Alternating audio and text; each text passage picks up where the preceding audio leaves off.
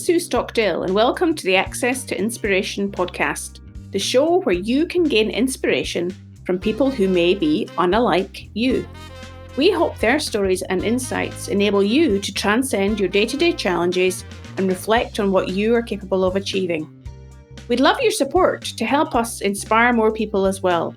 Please go on over to Apple Podcasts and leave us a review or a comment on our website, accesstoinspiration.org. Well, if you have ever wondered if the concepts of sustainability and luxury can go hand in hand, or if it's not possible for them to be achieved together, then this week's guest can give us an answer. Serbo-Swiss US-educated architect Milena Cvijanovich has always been passionate about craftsmanship, sustainable design, alternative natural resources, and collaborative business opportunities. She was inspired as a young girl by her physicist father, one of the first inventors of the solar panel, and she's founder of Milena C Designs, an international architecture and interior design firm, which has specialised since 1994 in eco-luxury design. Welcome to the podcast, Milena. Thank you very much, Sue. It's such a pleasure to be here. Now, I think the title of our podcast is something that you're going to have a lot of understanding of, access to inspiration. Because as a designer, I don't imagine that you can get very far without being inspired. So my first question to you, Milena, is where do you normally get inspiration from? Well, as I love to travel, it obviously is during my travels, but I would say that the majority of the actually beautiful moments of inspiration come from craftsmanship and materials. So any materials that I see around me, it can be nature, of course, but I do love to watch how craftsmen work any kind of materials, watch how designers, artists, even scientists and innovators use materials, and then immediately something comes up in my mind of how it could be used in some sort of surrounding. So I imagine that was a bit of a challenge during our pandemic globally, when travel has been fairly limited, to find as much opportunity for inspiration. Very, very true. Thankfully, Zoom does allow a lot of video inspiration, but we did have some quite serious challenges when we had to choose materials for our project. So we had to wait quite a long time, in some cases several months, to get materials to be able to validate them. Yeah, it's quite a tactile thing, isn't it? You've got to have a touch and feel of it, I'm sure. Where did your love of architecture and design come from, Milena? Tell us a bit about your growing up and where that interest came from. Well, I was born in Switzerland, but I was raised in the United States. My father and mother were both very hands-on. My father was a nuclear physicist, but in his free time, he was a carpenter. And I grew up, of course, with him designing and building furniture. We even built a little cabin for myself and my two sisters from the ground up with him. And three of my uncles were architects from both sides of the family. So I was really immersed in architecture and design from a very, very young age. And I knew right away that that's what I wanted to do. In terms of pursuing your interest, and I know that today your focus is primarily on sustainable luxury, how did that particular area of interest develop during your career? Well, that also, I think it came in part from my childhood on two levels. My father was one of the first inventors of the solar panel, so we got very much into alternative energy immediately. And then because we had that sort of handyman pleasure in our hobby time, when we were on our farm, we used to build things out of whatever we found around. And so that was, of course, a way of recycling and upcycling without realizing it at the time. And then after I finished college, I went to Carnegie Mellon University, which was a university that was one of the very first ones to do what was called green design at the time, and that was in the 80s. And then I moved to Switzerland and did my architecture there in a country in which green design was already part of the government requirements. So I was constantly surrounded on that side. What I didn't see was where was sustainability being used in the luxury arena interior. People were talking about green energy and green materials for buildings in architecture, but not so much for interiors. So I felt that there was a lack started talking about things like organic paint and non-toxic materials for flooring and so on. But when you spoke about furniture, nobody really considered the whole sustainability aspect of furniture. And so I thought that that would really be interesting to start to explore. So, with your curiosity piqued, how did you go about furthering your interest and exploring what was possible? Well, at the same time, I was traveling quite a lot for my work, but also I was part of the Global Women's Summit, which was a wonderful organization which met every year in another part of the world and brought together close to 900 women from all walks of life. Many of them were very high-end politicians, but then we also had artisans and women who were working in the villages in remote locations, Africa, India, Russia, and so on. And I met these people and got really inspired by their stories already just as coming to the summit and finding ways of empowering women. But also I realized that many of them had absolutely amazing craft skills, really exquisite craft skills, but were marketing them in a way that was not compatible with, let's say, the global market tastes and aesthetic standards and so on. And so I started these little experimentations, for example, with women in South Africa who were doing beadwork. And their beadwork was absolutely exquisite, but they had their own style, which was not part of the style of the market to which they wanted to enter. And so I designed with them together. And we came up with a series of tableware and holiday objects and so on, which we informally sold in Geneva.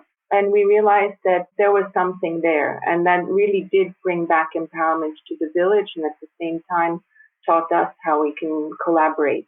And so this idea of co-creation slowly germed, that we could work with artisans, also innovators, who were working in their corner and we were in ours and coming together and trying to find a way of reinterpreting those skills for objects in the Western luxury markets that would be of interest. And I noticed where things were lacking, let's say tableware, salt and pepper shakers or napkin rings, and then of course tables and chairs and lighting and so on. And I realized that with some of their skills, we could create designs that would appeal to this market and would have a beautiful story behind them. And that story would be a mix of social empowerment, of craft preservation, of natural resource conservation. And we realized that there was enough there for a lifetime of enjoyable work. So it seems you're acting as a conduit between the market that you serve in the luxury space and the suppliers, effectively, who are those artisans and innovators that are taking your information about what the market's looking for and be able to then design, it seems, almost to order. Yes, exactly. And this is one of the reasons that we took this into the luxury market. It wasn't a question of status or privilege or anything like this, but if you want to make a difference, if you want to make an impact sufficiently important that you can make the changes and bring awareness both to the suppliers and to the market, the luxury market was important because of this, what is paradoxically similar principle. So sustainability and luxury, even though often they're considered to be at odds with each other, they actually do have elements of harmony, which is tradition. They both respect quality, timelessness. They're against the throwaway mentality. It's about authenticity as well. That's the difference between luxury and prestige in a sense. That's an important distinction to make. Yes, it really is. And I think at the beginning, I have to say I had a lot of criticism for going into the luxury market by even people in that field, thinking that I was being prejudicial in a way. And then I was explaining, for example, even with the solar panel originally was extremely expensive because it was a new technology, lots of experimentation, you couldn't do mass production of it. And then it was being put into homes and buildings that had the budget to do so. And thankfully, as a result of that, the whole production system was able to start to work to scale and bring the price down so that now today everyone can put a solar panel on their home. I'm wondering sometimes with the luxury market, is there a reluctance amongst those clients to see some of the items that they have and they're able to tell a story about becoming a bit more widely available to a bigger marketplace? Well, sustainable luxury is a mindset. I think it's the concept that becomes a lifestyle in which the hasty pursuit of change that's prevalent in our society is reinterpreted through an exercise of reusing, reintegrating, and reviving materials and even craft methods. So I don't think that there is that fear there. What we did realize at the beginning, and it's really changing quite quickly, is that the luxury market originally has often the sensation that sustainability is a compromise. It's a compromise in comfort or in function or in aesthetics or in status. And this is why what we are doing is we are bringing these wow elements, just absolutely stunning pieces, and saying, look at this. This is sustainable. So it's, of course, the attraction there at first is the aesthetic attraction and maybe the comfort and the function. And then all of a sudden behind that is this story of preservation and empowerment. And today we really do see a big change in society in general for going towards a more purposeful way of consuming. And this is not only in the luxury level, obviously, it's really everywhere. But when influencers and celebrities also are going in that direction, of course, for us, it's very helpful. You're making me think, Milena, that you and I are actually in the same industry in a way with our podcast, using storytelling to inspire a change in mindset. It almost seems by what you're saying that you're actually doing the same thing within your role. Oh, absolutely. And in today's world, we're looking for authentic stories that connect us to this planet. And I think even with this COVID, everyone is feeling that the connection to human beings is really quite precious. And now that we are also more aware of our environment, since we're all in lockdown, we do start to see things differently. And stories help us to integrate this new shift. If you're enjoying this episode, make sure you listen to the other guests who have explored sustainability in this podcast series. We had dairy farmer Jonathan Cook, who uses regenerative farming techniques to increase biodiversity, and Navi Raju, who explained how the concept of frugal innovation can help society to minimise the resources used for innovation and the development of new products. So tell us more about how you take that inspiration that you see around you from the materials and the designs that you are observing through your travels. How do you translate that into designing a concept for a client? Well, we start off in different ways. Sometimes it's a question of a theme that's related to, let's say, our client is doing a waterfront residence. Then we will consider, for example, working with ocean waste plastic, working with responsibly sourced shells, working with coconut bark, working with algae resins, and so on. And then we go on our sustainability research, discuss with the suppliers that we have in those fields, and look what we can do in terms of feature pieces and materials. So the same thing goes for if a client has a particular desire for an aesthetic look or to even work with philanthropic organizations. For example, one of our opportunities, let's say you would like to do a nursery that you give as a gift for your grandchild about to be born. Instead of just having a beautiful nursery, you can turn it into a legacy as well. So you might have a photograph from David Yarrow of baby lion cubs with their mother, and you know that that print, half of the proceeds are going to lion conservation. And then on the floor, you might have a rug that's very colorful, made from recycled wedding saris by women in India, and you know that by acquiring this rug, you are helping those women have an extra income, and yet the rug is absolutely exquisite. It could be a museum piece, and so on. So we take each surface, each object in the room, and we say, how can we make this special so that when we give this gift to that grandchild, we're also giving back to the planet and its inhabitants. And that makes a beautiful story for everyone. I can imagine that. And thinking about this idea of imagination and thinking without constraint, which is what I'm hearing you being able to do when you're coming up with ideas for your clients. How can those of our listeners that are thinking that perhaps they would like to be more creative and imaginative and utilize that, what would you say to them to be able to further develop their own approach to using their imagination? That's a good question. I think for myself, it's all about co-creation. I can't imagine creating without an interaction with other people. So it's thinking without the borders, cultural borders, and other judgments that we may have.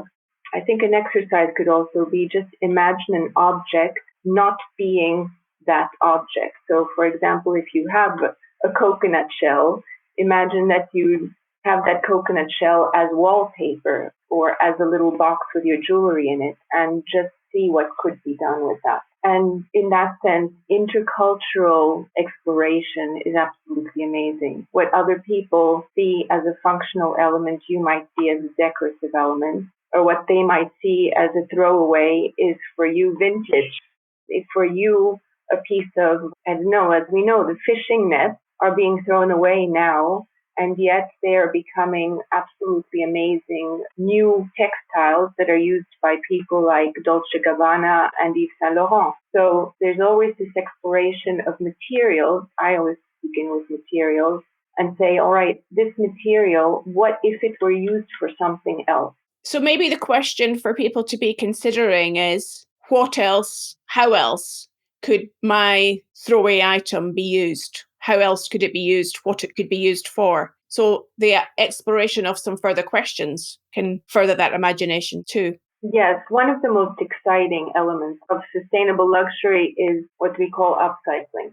Upcycling means taking a product at the end of its life and turning it into something that is worth more than what it was originally. So, for example, plastic bottles that do become suddenly designer tables or lighting. And it therefore requires a degree of imagination to be able to do that. It does. And we are lucky today to have internet where we can go and see what is being done. So I would suggest and highly recommend to people to take a look, even just Googling upcycling of materials, because there are artists, you can even find them now in galleries, artisans who have done absolutely amazing things. There's an English artist, his name is Neil Brody, and he made a beautiful, beautiful dining table, I think also a bench, from ocean waste plastic. It took him months and months and months of experimentation to get it just right. And in the end, he won a design award with it, and it's a piece which we also want to put into a yacht project. Sounds amazing. I'd like you to think about the future. Where do you think the future of design and sustainable luxury is heading? Design and architecture right now are in an amazing position because they're following the trend of artificial intelligence, deep learning, climate control, biomimicry, which are all actually learning from nature and learning from each other and from our experiences. And this is being integrated into architecture and design in such a way that we feel that we're evolving towards something which will be more respectful to the planet, which is absolutely necessary, obviously, and which will help us live better lives. And I'm a strong believer in the study of nature, which biomimicry is about, and also the explorations in algae, bamboo, vegetal resins, 3D printing, and this upcycling, in which we can find building materials and we can get a lot of design inspiration, and all of us together can evolve through this architecture. So finally, Milena, how can people find out more about you and what you do? Well, they can take a look at Milena C Designs on the internet, and we are launching our new venture, which is called Nomad Essence, which will be this beautiful platform of design and gift giving through the sustainable luxury lifestyle. And we hope to be telling many stories of suppliers, craftsmen, innovators, artists who are making a positive difference through glamorous design. That sounds amazing. It's been lovely to talk to you today, Milena. You've inspired me to be a bit more creative myself just from talking to you. So thank you for your time today. It was such a pleasure, and thank you very much for having me, Sue.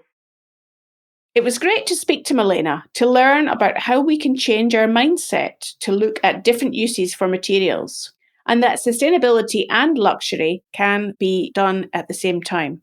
We'd appreciate your support in helping us to spread the word about the podcast.